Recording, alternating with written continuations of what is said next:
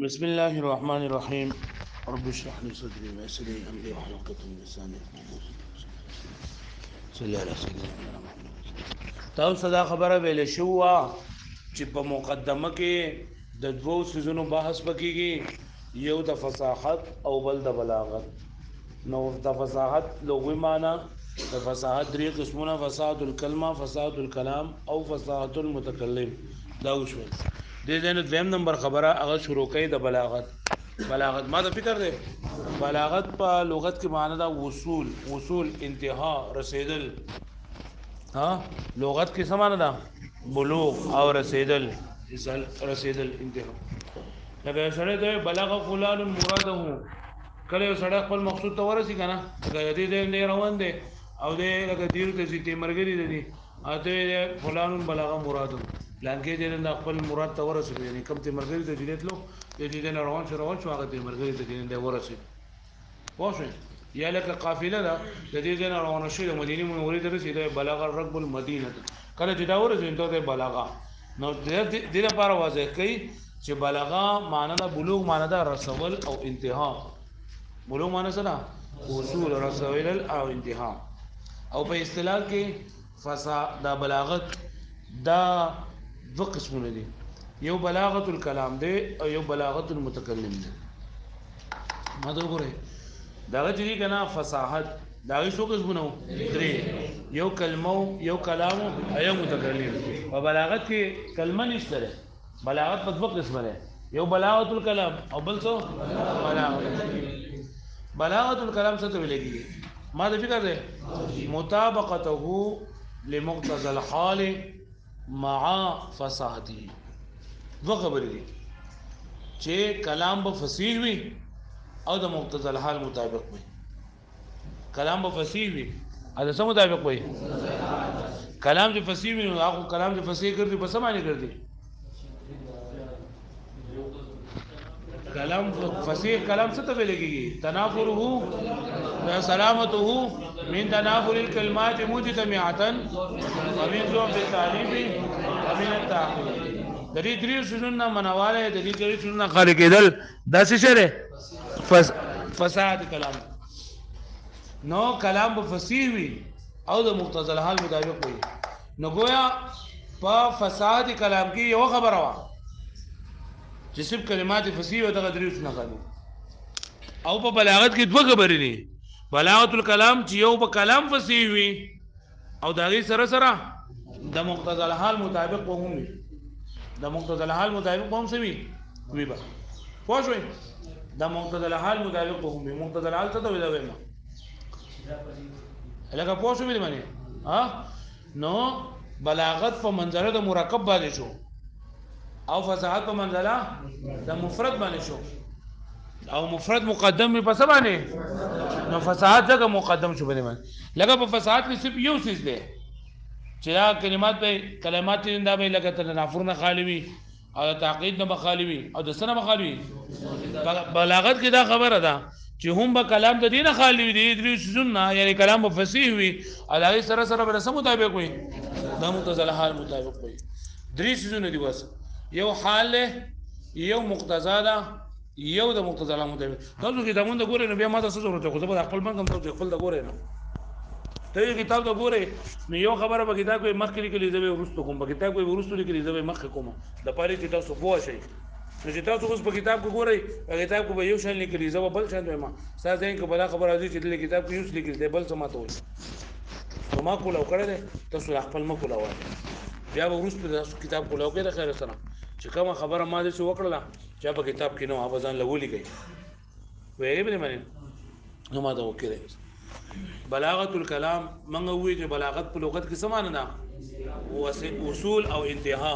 وصول او سو انتها معنی سره رسیدل. څه معنی ده؟ رسیدل. او په اصطلاح کې د بلاغت څو قسمونه دي؟ وا کم دي؟ بلاغت الکلام او بلاغت کلمه پکې نه ځکه چې بلاغت یې نه د تعلق د کلام سره وي. د بلاغت تعلق د څه سره او کلام جوړیږي د څه نه د کلمونه. نو بلاغت کلمه پکې نه پوه شئ. نو بلاغت الکلام څه ته وایي؟ مطابقت الکلام بمقتضى الحال مع فصاحته. بلاغت کلام څه ته وایي چې یو کلام د مقتضى الحال مطابق وي، یو کلام د مقتضى الحال مطابق وي سره د فصاحت کلام نه، سره د څه نه. نو ما تاسو ته وایي چې درې خبرې زده کول دي. یو موږ وایي چې یو کلام د مقتضى الحال مطابق وي، نو حال مقتضا او د مقتضى الحال مطابق کېدل، دا درې خبرې زده کوم. پوه شوئ؟ یا که پوه شو په دې باندې. نو الاولنۍ خبره حال څه ته وایي. حال او مقام د دواړه یو شی دی. حال او مقام د دواړه یو شی دی. حال هغه امر ته وایي چې راپورته کوي متکلم لره په دې خبره باندې چې ته په دې ځای کې یو مخصوص عبارت راوړه. دا حال الامر الحامل للمتكلم، الامر الحامل للمتكلم على ان يورد عبارته على عبارة مخصوصة. حال دا هغه حالت ته ویل کېږي، هغه امر ته ویل کېږي چې دغه حالت دغه امر متکلم مجبور کوي په دې خبره باندې، متکلم راپورته کوي په دې باندې چې دې مطابق خبر راوړي. لکه خوشحالي دا یو حال دی، غم دا یو حال دی، د مخاطب کمزورې کېدل دا یو حال دی، د مخاطب ذهین کېدل دا یو حال دی. دا څه ته وایي مقام او حال.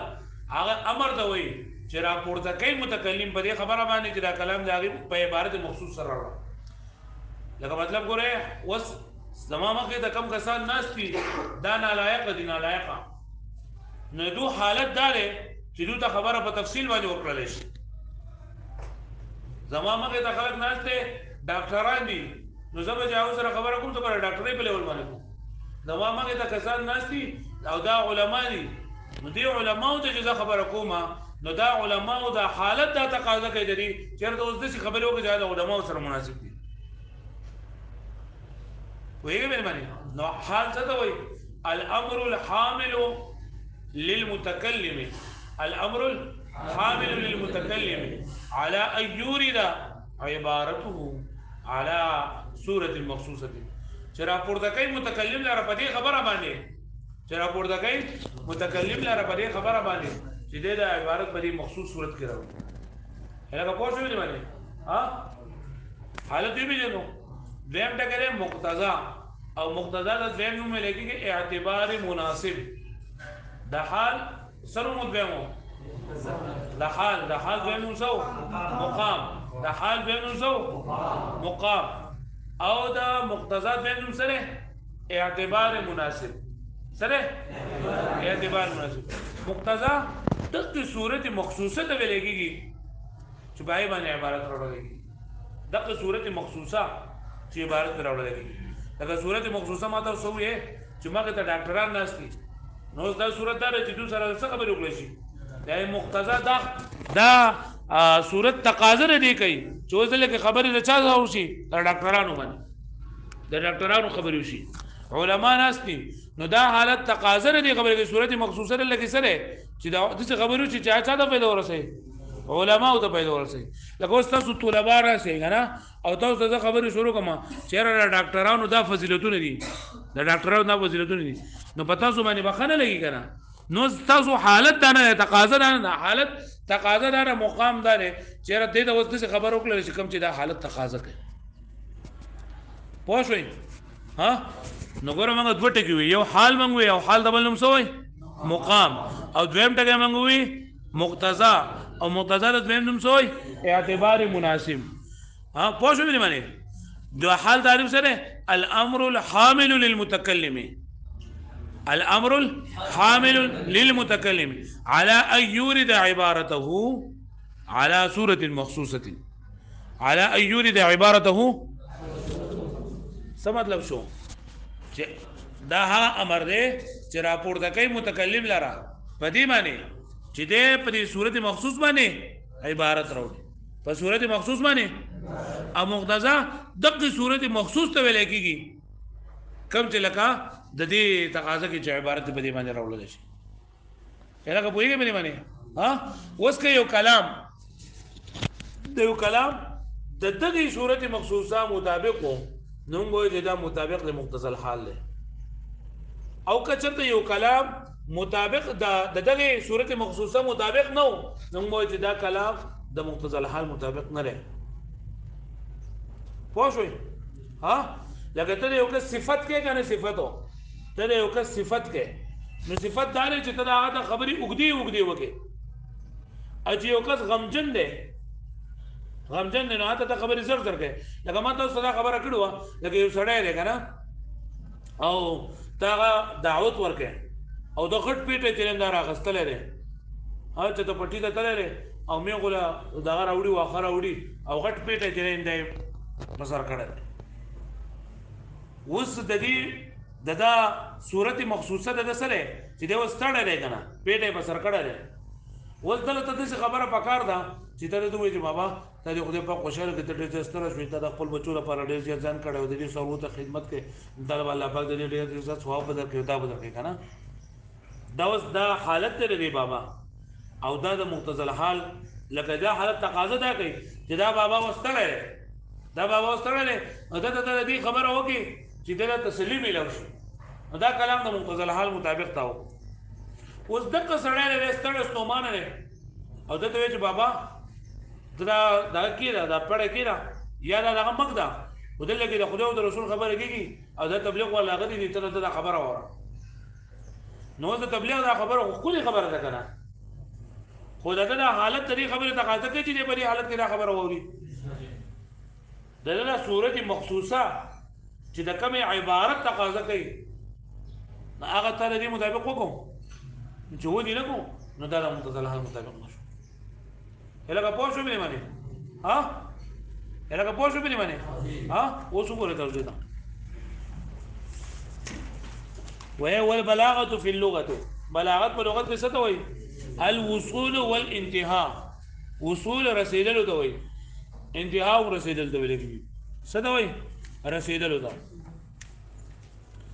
يقال بلغ فلان مراده لکه ویل کیږي چې پلان کې خپل مراد ته ورسېدو دا کله وایي اذا وصل الیه کله چې دا غسیستا لکه ما تاسو خبر اورل لکه یو سیسره نه دا لکه یو کس ته هغه روان دی چې ملګری روان دی ته ته دیره فلان بلغ مراده پلان کې خپل مقصود ورسېدو مقصود درسره چې ته مرګ ته ورسېدو ته دیره ورسېدو وبلغ الركب المدينه او یو سړی ورسېد قافله بلغ الركب المدينه دا ورسېد قافله سبدا مدینه ته اذا انتهى اليها كانت القافله ورسېږي وتقع في الاصطلاح وصفا للكلام والمتكلم او واقعي په اصطلاح کې دا وصف د کلام وصف تاسو کتاب نشته په روم کې ویلو چې کتاب نه نو بیا بودريږي توري ناشي ودرېږي کنه شامه فکر خدا دا مخکم دا خبره شو د فصاحت په دای کې چې فکر خدا را چې دې سي چلوږي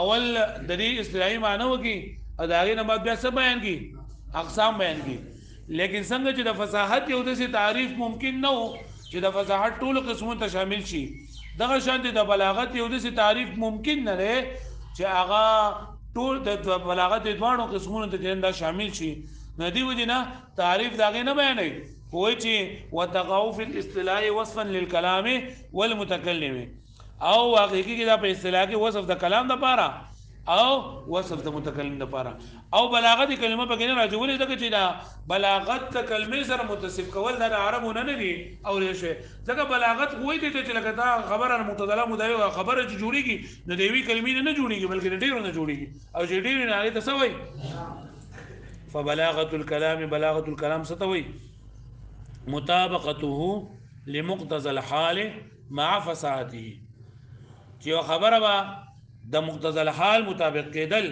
سره د فصاحت دینا خو خبره د مقتضى الحال مطابق وا خو فصیح نه وا نو بیا هم بلیغ کلام نه لکه دغه اجي سره تاسو والے دغه بابا چې کوم پیټه چې په سر باندې راغستلې ها پیټه په سر باندې راغستلې او هغه ته خوري خبري ورته کوي او دې خبره ته کوي چې دې الفاظ د استعمال چې ناشنا ورته کوي نو د مقتضى الحال مطابق خو د حالت تسلی ورکه ولکه ناشنا خبر ورته کوي هغه ویږي چې پای کې خویا تنافر دی پکې یا پکې تاقید معنوي دی پکې یا پکې تاقید لفظي دی پکې ویلې باندې معنی نداهم بیا فصیح نو بلاغت کلام لپاره دوه خبرې ضروري دي یو دا چې کلام په فصیح وي او دویم دا مقتضى الحال څه شی دی د مقتضى الحال مطابق کېدل څه شی دی نو ول حال مقتضى الحال به حال ويسمى بالمقام او دې د نوم ورکول کېږي د څه مقام والامر الحامل للمتكلم